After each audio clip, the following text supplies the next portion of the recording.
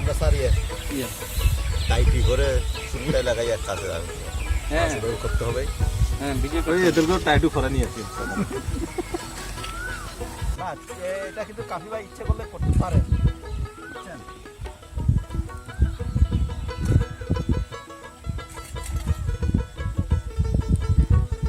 এটা অনুমোদন লাগে মনে হয় না স্যার? লাগে না? ইউটিউব চ্যানেল ভেরিফাই করে হয় আর একটা নির্দিষ্ট সময় না, সেটা আর কি আমি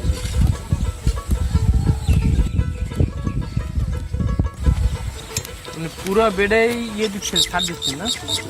মানে ওইটা তো দেওয়াই হয়েছে, আবার এটা দিচ্ছি যাতে কোনোরকম করে এটা কি রাইকো কম্পোস্ট না গোবর? গোবরটা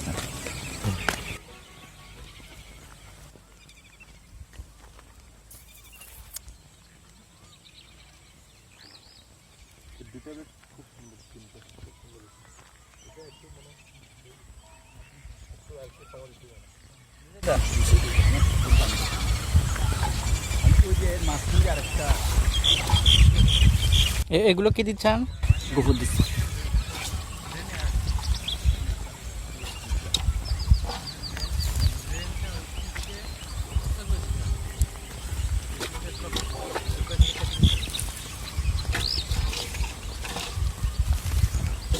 এটা ইয়া খের কাম তুলে দিয়ে এখন একটু ঘোরাইবে তুলে দিয়েছে। এটা ঠিক আছে। আপনি এটা কিসের জন্য মাপ নিচ্ছেন একটু বলেন এগুলো? এগুলো নিচ্ছে হচ্ছে 3 ফুট, এই যে চারা লাগানোর জন্য। এটা হচ্ছে আড়ি, এটা হচ্ছে জোর, মাঝখানে জোর। আসলে উনি বোঝাতে চাচ্ছে যে এই মাপটা যে লম্বা, আমরা যে লম্বা মাপটা দেখতে পাচ্ছি, এই লম্বাটা হচ্ছে প্রস্থ এবং ওই প্রস্থটাই হলো 3 ফিট, আর দৈর্ঘ্য যেটা যতটুকু দেওয়া যায়, আসলে ওনার জমির যতটুকু সাধ্য আছে ততটুকু পরিমাণ এই দৈর্ঘ্যটা দিবে। আর এই 3 ফিট যে মাপটা দেখলেন এটাই হলো আসলে প্রস্থর কথা বলতেছে উনি, আসলে ওনাদের ভাষাতে বলছে।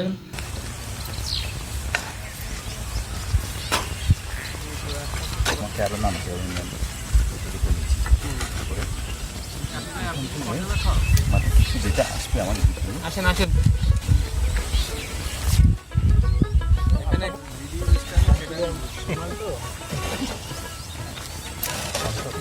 মন্তব্য করবো। আর ওই তো ওখানে ওইটাই বলতেছিলাম। কথাটা আর বলতে কোথায় কোথায় পারি, পানি? আমি এটা বলেন না। আমি বলি আপনাকে জাস্ট, উনি বলছে যে পানি জমে যাবে, পুরো এয়ারটা সুন্দর। ওর প্রযুক্তিটা একরকম, এর প্রযুক্তিটা আরেকরকম। তো ইয়া দিবে আমার প্রতিদিন দায়ী করবে আমার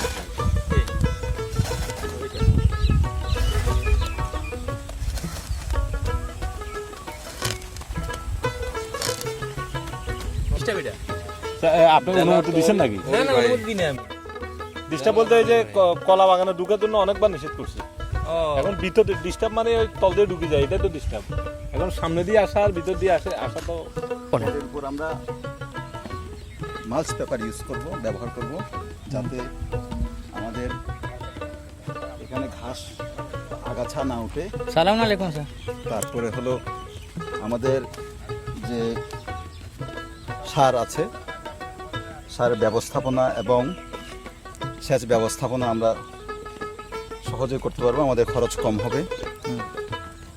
এখানে আগাছা না ওঠার ফলে আমাদের সারের যে প্রয়োজনীয়তাটা কম হবে। আমরা যে পরিমাণ সার দেব সেই পরিমাণ সারই আমাদের সম্পূর্ণ গাছের জন্যই যথেষ্ট হবে, আমাদের আর সারের অপচয় হবে না। স্যার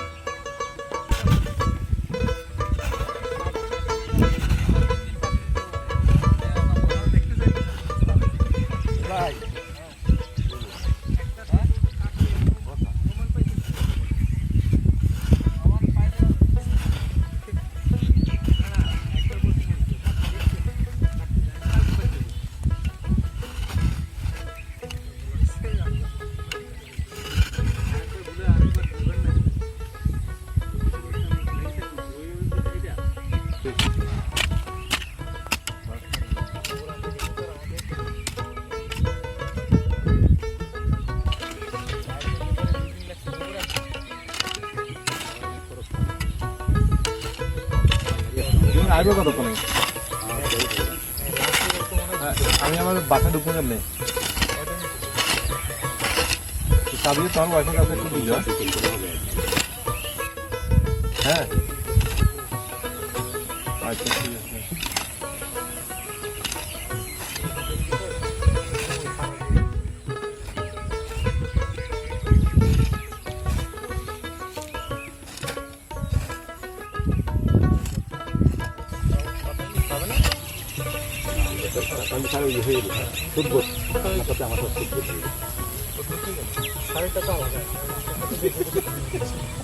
তার মানে তার উপোস থাকা হলো সব দিন।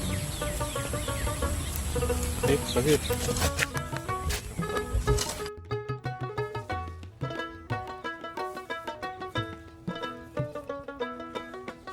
এগুলো শুধু কে এগুলো শুধু এগুলো কে সেখানে যাই সেখানে এগুলো পায়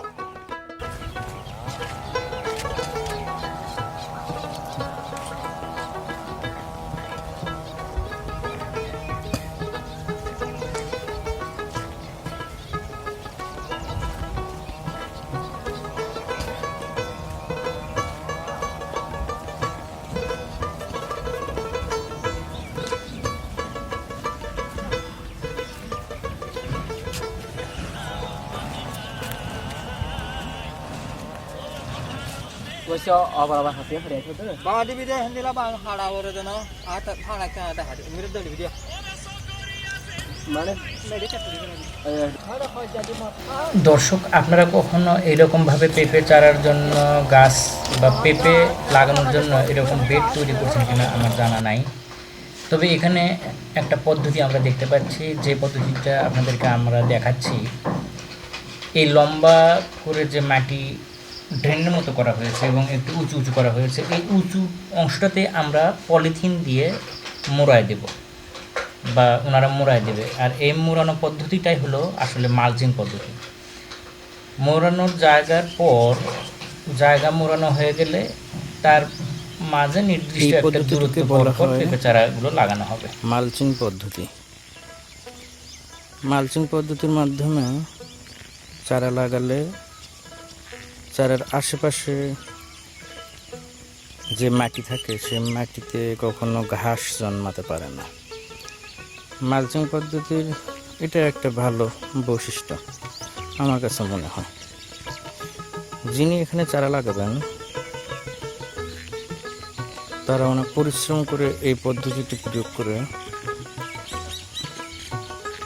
পেঁপে চারা লাগাবেন। অনেক সুন্দর লাগছে পদ্ধতিটা। দর্শক, আপনাদেরও একটা অভিজ্ঞতা হলো এবং কীভাবে এইভাবে মালচিংয়ের মাধ্যমে চারা লাগানো সম্ভব বলে আমার মনে হয়। বা আপনারাও হয়তো অনেকে এই পদ্ধতির কথা নাও জেনে থাকতে পারেন।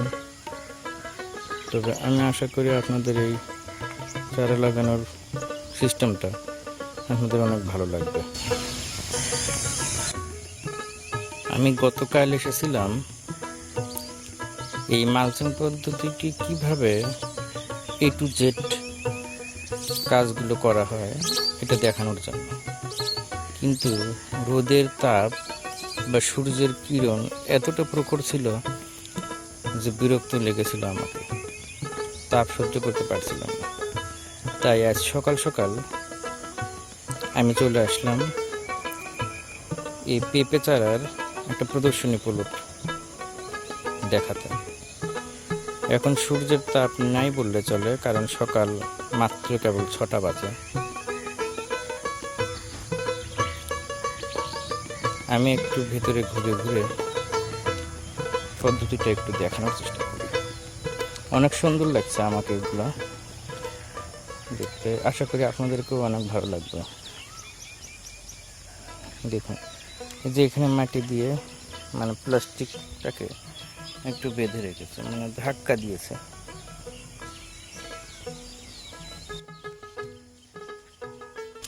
এখন এখানে আরেকটা কাজ বাকি আছে, যে চারা লাগাবে সে চারাগুলো লাগানোর জন্য মাঝে মাঝে কিছু কিছু জায়গায় মানে ছিদ্র করে দিবে আমার যেটা মনে হয়। আসলে আমি জানি না, তবে যেটাই হোক আমি চেষ্টা করব আপনাদের দেখানোর, মানে চারাটা লাগানোর জন্য কোন পজিশনে লাগাবে এটা বোঝানোর জন্য। দেখা যাক আজকে সকালবেলা বা এখন তো সকাল, এখন তো আমি আসছি, আসলে যারা জমিতে কাজ করে তারা এখনো কেউ আসেনি। তো আমি এই সুযোগে তাদের কাছ থেকে কোনো তথ্য নিতে পারতেছি না। এই যে এদিক দিয়ে একটা লাইন করা রাখা, হয়তো বা জমিতে পানি দেওয়ার জন্য। এই যে পাইপ দেখতে পাচ্ছেন, পাইপটা এখন মালচিংয়ের উপর আছে। কাজের ক্ষেত্রে হয়তো বা কাজের প্রয়োজনে পাইপটা এখানে রেখেছে, তবে এটা এখানে রাখবে না। এটা এই যে এরকম যে ব্যান্ড হয়েছে, এই ব্যান্ড থেকে শুরু করে এই যে আমাদের এই ফাঁকা জায়গা, এই যে ফাঁকা দিয়ে পাইপটা নিয়ে যাবে এবং পাইপটা দিয়ে দূরে বিভিন্ন জায়গায় যাতে এইভাবে পানি দেওয়া যায়, সে একটা পদ্ধতি জন্য মাঝখানে ফাঁকা রাখা হয়েছে। তো আমরা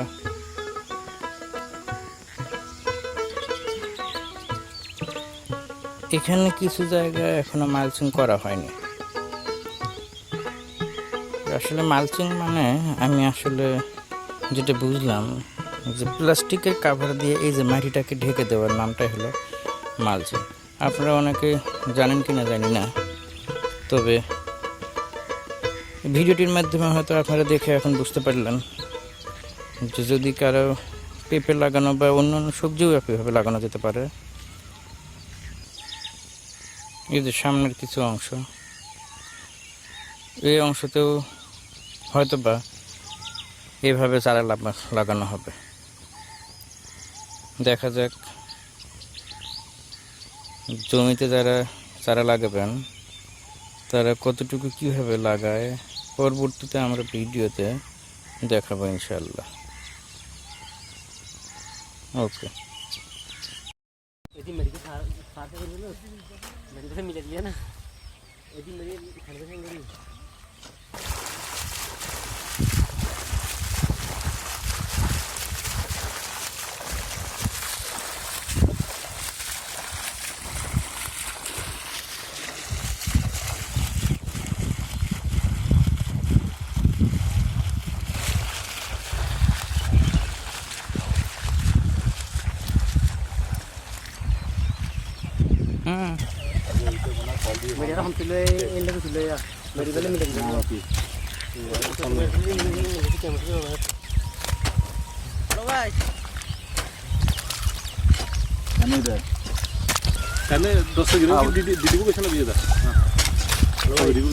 কি অবস্থা ভাই, কেমন আছেন? ভালো আছেন না?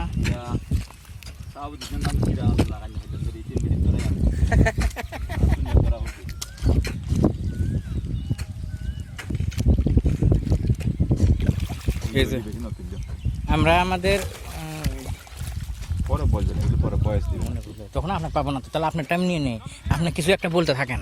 না সেটা তখন বলা যাবে না, তখন আমরা তখন দেখে দেখে দেখে দেখে ছবিগুলো দেখে করে হলে আমরা এটা করছি, সেটা করছি, ওইটা করছি, সেটা করছি। মানে এটা অফিসের মধ্যে বসে থেকে মিলে কেমন হবে? এটা তো ফেসবুকে সাইডে বুঝছেন, এক দুই বাচ্চার বাপ বোফালা দি ফেনি ফারকে 1 মিনিট লগে শুন করতেছে। আবার দুনিয়ার ফেনির মধ্যে দুনিয়ার সঞ্চার করে বলিস। এ শুনো না, যখন বউ এতে কলার দড়ি চুপ, তখন আমার কথা মনে পড়ে গি, এটা মনে হয় আয় আন দুই বলার বাপ বলা, আমি মনে বুঝতে, আমি তো দুই বলার বাপ।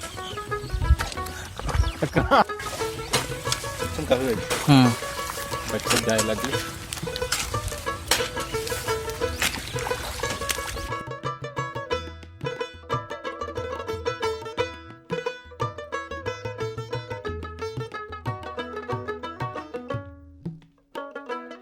অসফল ব্যক্তিদের জন্য, যারা সফল হননি তাদের জন্য আমাদের এই ক্ষুদ্র প্রয়াস, নাকি প্রয়াস, হ্যাঁ, এই ভিডিওর দ্বারা তারা অনুপ্রাণিত হয়ে পেঁপে লাগাতে পারবেন।